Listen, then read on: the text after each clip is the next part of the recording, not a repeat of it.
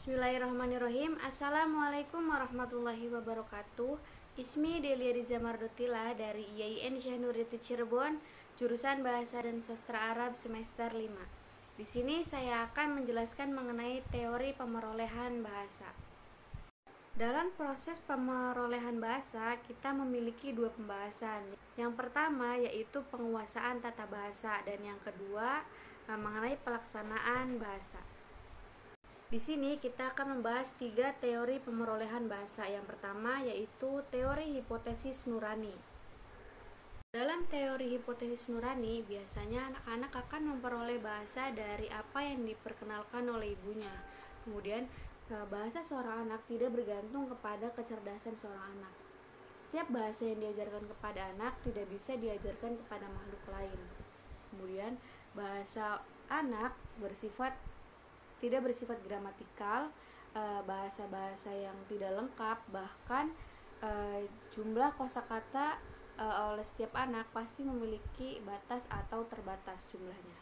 Proses pemerolehan bahasa tergantung kepada bagaimana psikologi seorang anak tersebut. Biasanya struktur kebahasaannya masih bersifat rumit, kompleks, dan universal.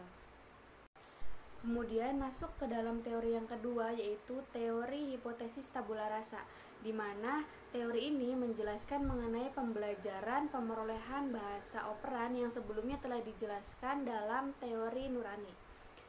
Setiap anak akan berusaha mengucapkan bahasa-bahasa yang telah diperolehnya. Kemudian orang tua akan memberikan bunyi yang nantinya akan dijadikan bahasa pertama terhadap anaknya. Yang kemudian si anak akan menirukan bunyi-bunyi yang telah diberikan oleh orang tuanya. Kemudian ia akan menggabungkan kata-kata atau kalimat yang telah ia dengar, yang telah ia dapat ucapkan, dan kemudian setiap orang tua ketika anaknya bisa mengucapkan dengan baik apa yang diajarkannya harus memberikan apresiasi terhadap anak tersebut. Jadi pada intinya setiap anak akan memiliki bahasanya sendiri lewat apa yang lingkungannya ajarkan kepada dirinya, kemudian dia tiru dan dia akan memperoleh bahasa pertamanya. Namun dalam teori ini belum bisa menunjukkan kreativitas kebahasaan terhadap anak. Kemudian masuk ke dalam teori terakhir yaitu teori hipotesis kesemestaan kognitif, di mana ketika anak berusia 0 sampai 1,5 tahun mereka akan melakukan aksi-aksi terhadap lingkungannya yang nantinya akan membuat dunia yang biasa disebut dengan dunia kekekalan benda. Kemudian masuk ke dalam usia 2 sampai 7 tahun di mana mereka telah memperoleh bahasanya. Kemudian struktur-struktur linguistik mulai dibentuk berdasarkan bentuk-bentuk kognitif umum pada usia kurang dari 10 tahun.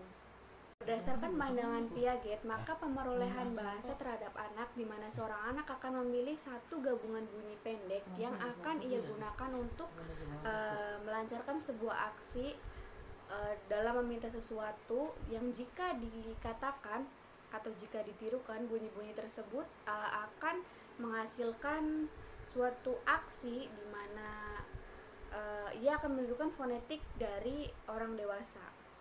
Setelah tahap kedua dilakukan, maka ia akan memerlukan fungsi tata bahasa di mana ia akan dapat menyampaikan suatu subjek, predikat, dan objek. Jadi intinya pada teori pemerolehan bahasa ini di mana di dalamnya dijelaskan bahwa setiap anak akan memperoleh bahasanya lewat dari lingkungannya atau dari bahasa-bahasa atau bunyi-bunyi yang telah diucapkan dari kedua orang tuanya. Kemudian ia menirunya dan menggabungkan kata atau kalimat tersebut menjadi sebuah pola bahasa yang dapat dijadikan bahasa pertamanya. Mungkin cukup sekian yang dapat saya sampaikan, kurang dan lebihnya saya mohon maaf. Wassalamualaikum warahmatullahi wabarakatuh.